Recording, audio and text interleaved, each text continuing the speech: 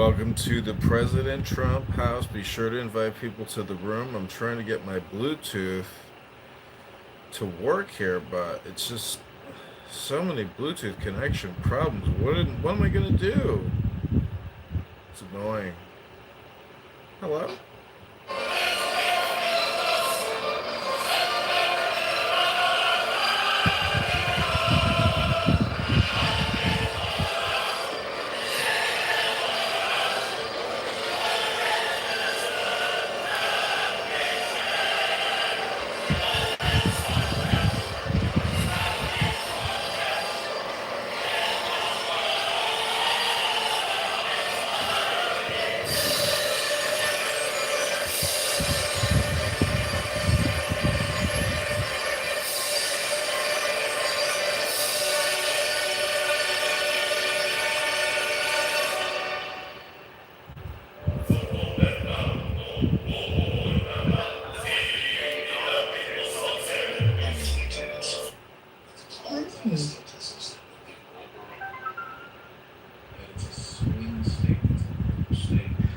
Just cherry picking the elements of the state that lean blue is not really helping adjudicate that, right? Like, so that's all I'm trying to point out. Like, this is a weird argument to have. Like, the answer's kind of anyone black, Jason, anyone that's lived here and has known the politics of the state.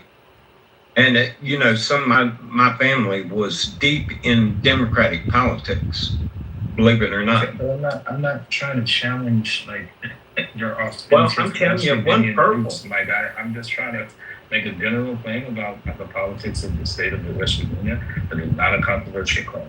The claim is that West Virginia over the years has a bunch of mixed politics, which is true. Which is why you get Democrat senators that are relatively moderate, and like Joe Manchin, for example.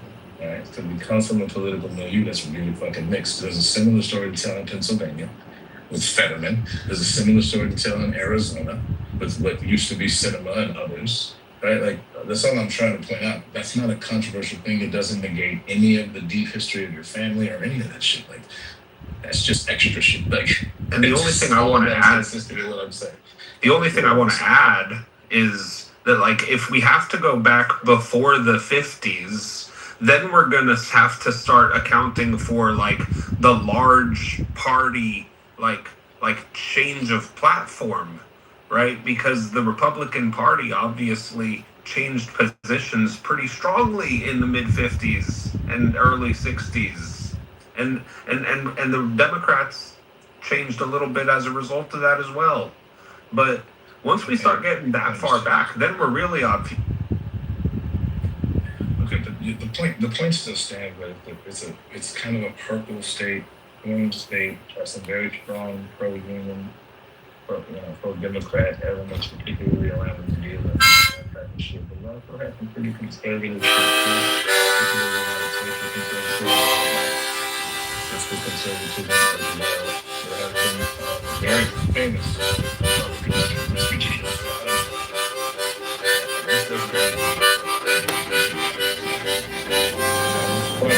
I just wanted to make sure I had the timeline right. I just wanted to assert West Virginia politics was controlled by the Democrats for 82 years. That's hard to purple. Controlled by the Democrats.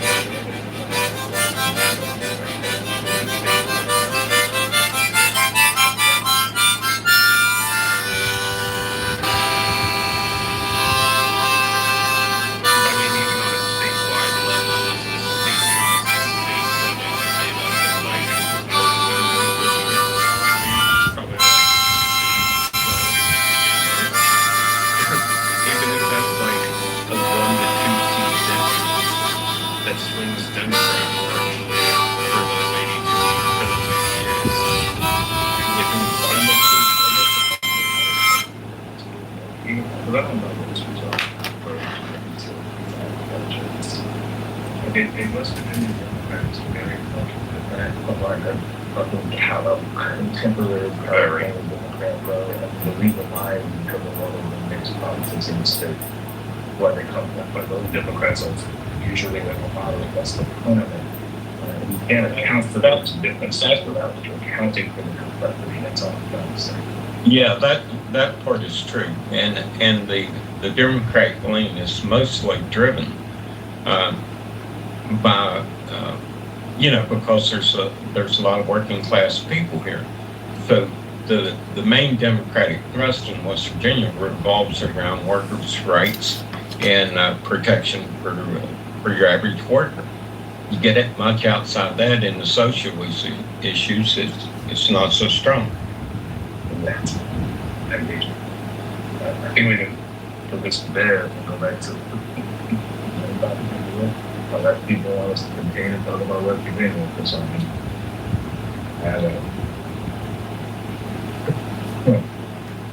I actually want to talk about the implication of the DSA victory in the primary. DSA was supposed to be culminating in what happened last night with South Saeed victory. And kind of a nail biter in the race. I did a room on that time. People kind of watching the count kind of had me flow. Tremendously fun room with an unfortunate ending. Very fun room. The unfortunate ending being Saeed. Yeah. Because I was rooting for my team. It was like a sporting event. I was, it seems like, the response hiking in the world, the majority of it, very particular brand of politics seemed validated by, I guess, yet another DSA progressive change victory. Or maybe it's not even it seems like the Saeed's doing he's moderating his positions now, which is to be expected. It'd be attractive to those of us in the middle unless you do that. So everybody does it, Republicans do it, Democrats do it. It's just kind of part of the game. It's a little sleazy in my opinion, but I get why they do it.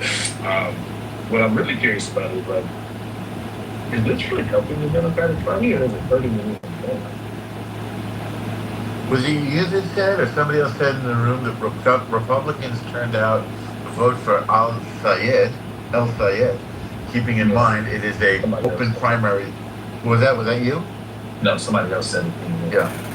So it's an open primary state, which means Republicans can also vote the Democratic primary, and Mike Rogers, Republican candidate, won by default unopposed. He's endorsed by Trump. So Republicans may have crossed the line to help elect the least attractive candidate for the fall elections. This kind of activation is very and there may be some truthful kind of activation is very loud and kind of candidates which seem to be I can't really hear you. Are you able to speak very clearly into the phone? Sorry.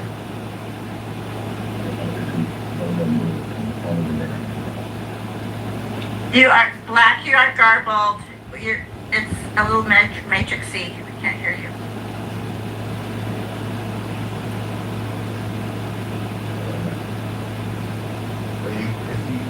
Didn't we say the same thing about Trump when he was a candidate in 2016? That them should register Republican and vote for him? Said the same thing about Nikki Haley. I don't know if it's true. It's more of one of those wacky, quasi-urban legends. But it could be true. I mean, to adjudicate that, all you have to do is go back and see, how many people voted in this Democratic primary versus previous Democratic primaries where, just This is previous. a high turnout year in any event, with or without the Republicans joining the party.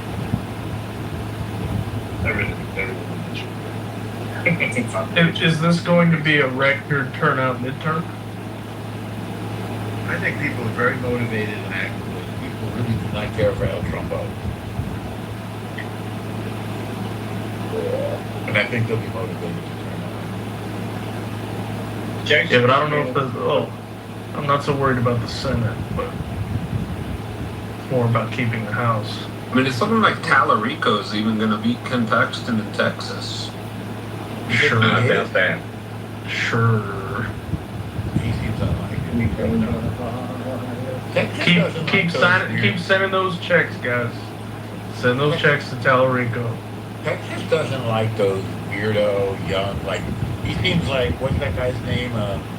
Beto Part 2, you know, he seems like a little... Yeah. Beto. I am gonna take your AR-15. No, he seems like an actual Christian. And Texans love God. Yeah, but they don't love weirdo liberals. Well, they love Texans and they love Christians. They love God, they love Texas, and they love the state of Texas. Ken Paxton doesn't seem to have, like, the love of God, the love of the state. A little bit, yeah. Run by a Christian that God's non-binary and see how they react to that. Oh no, Steve, I forgot about that. God, That's why I'm He fucking said that. Yeah, he did. Why are you trying to pretend like he's like a Christian when he says things like that? He's not like a liberal or anything like that. Oh like shit. a new age. That's worse than I'm gonna take your AR-15. Texas also has a strong get out the vote campaign right now for Dems. It's very relational, so they'll be registering people, but they don't just register them and leave. They follow up with them, and they keep it relational until election day, and thereafter. I mean, Fox Yeah, it is News very even missionary. posted an article recently. Fox News polling is showing that independents in Texas are leaning towards Tallarico at a rate of 68%. Well, that'll swing the election. Exactly. I hope that poll is wrong. What was he doing?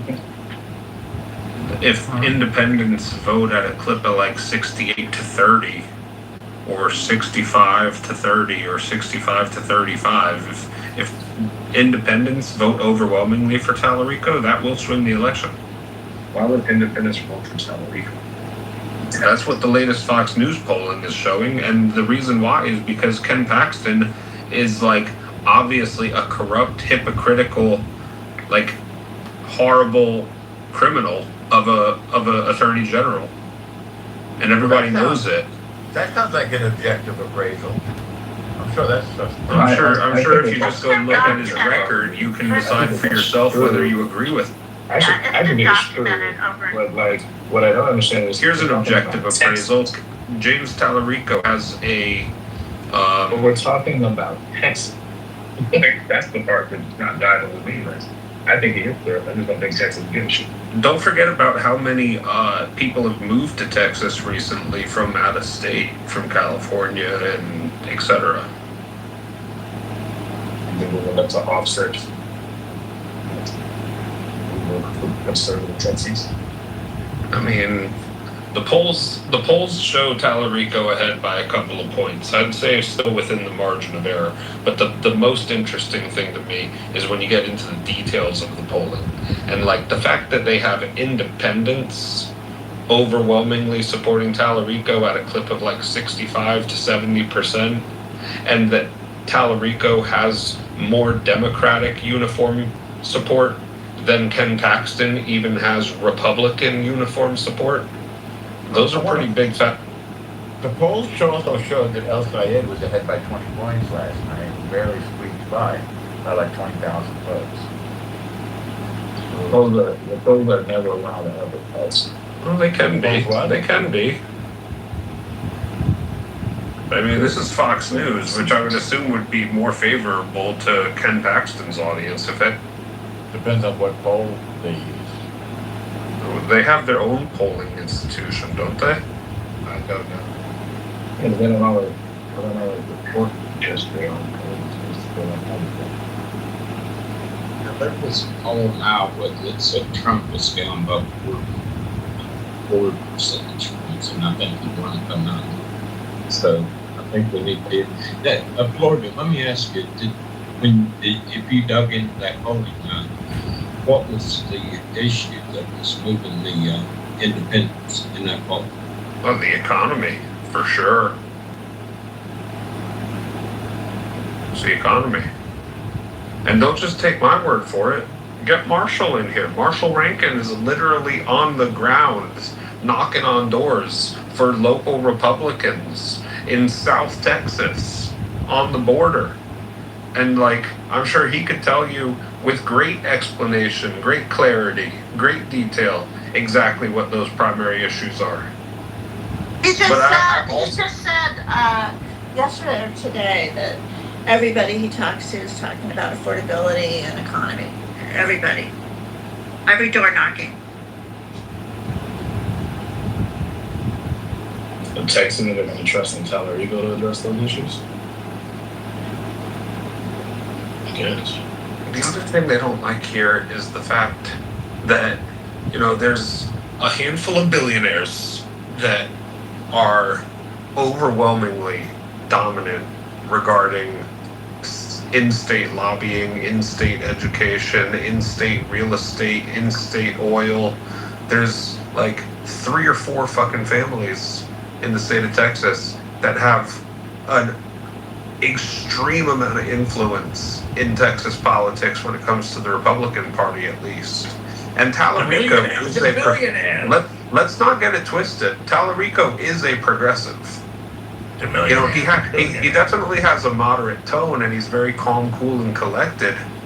But he's very progressive in his ideology, and he is a Christian. He does seem extremely genuine.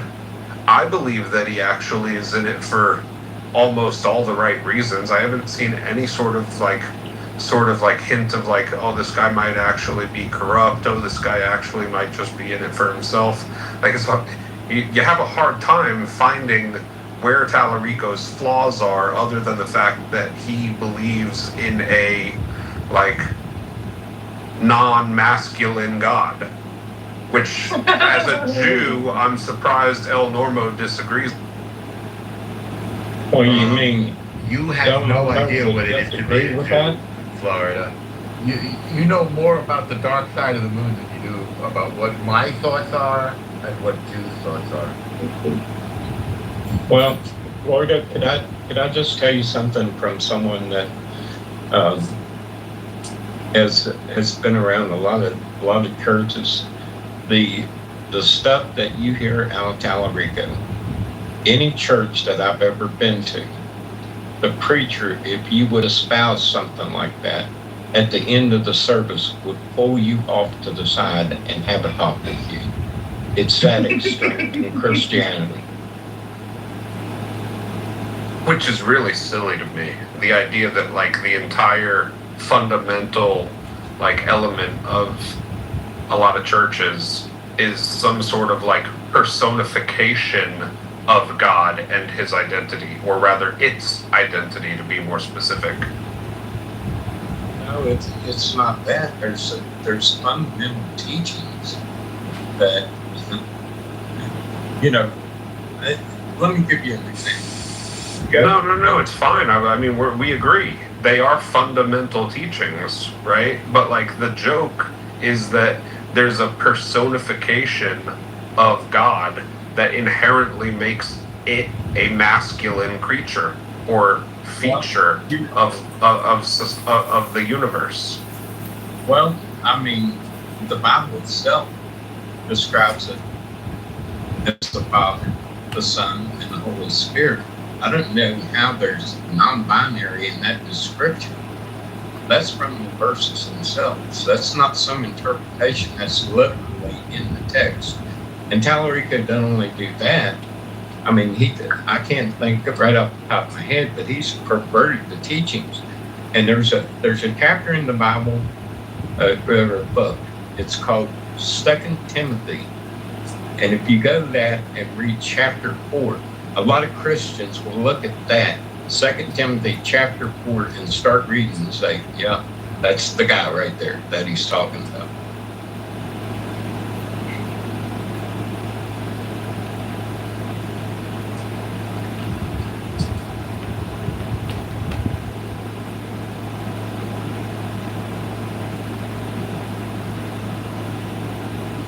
You know, the guy in Michigan, I think that what makes him so dangerous as a candidate, I think he's kind of homogenized all the grievances in the working class along with social issues and kind of congealed them into one big ball of wax to like Pick your grievance. I'm for it.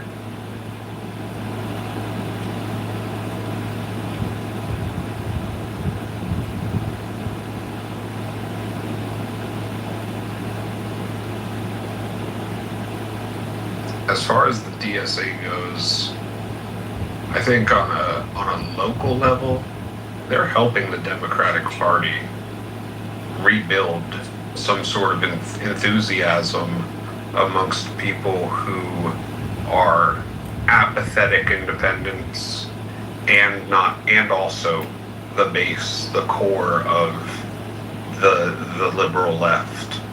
But in addition to that, on a federal or a national level, the DSA in the long term will only be as successful as their own policies allow them to be, when or if they somehow be able to actually get major things passed. What are those things? How quickly do they try to implement some of the more extreme ends of their policies? But I think one of the big things that the DSA candidates have been pushing for, that maybe the only thing that they've been pushing for that I can really get behind, is like the idea of a ranked choice voting system, where everybody just kind of ranks all of their fucking candidates in order of favorite to least favorite. And it's funny to me how whenever that topic is brought up as like a thing that will actually do a lot towards creating a more competitive political climate,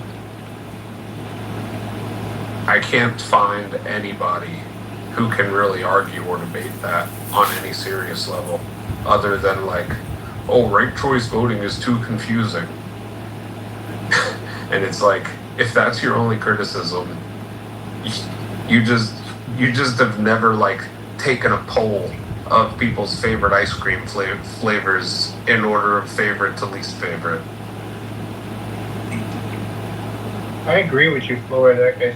I mean, Jason knows we got ranked choice voting out here. I love it. I think it's the best.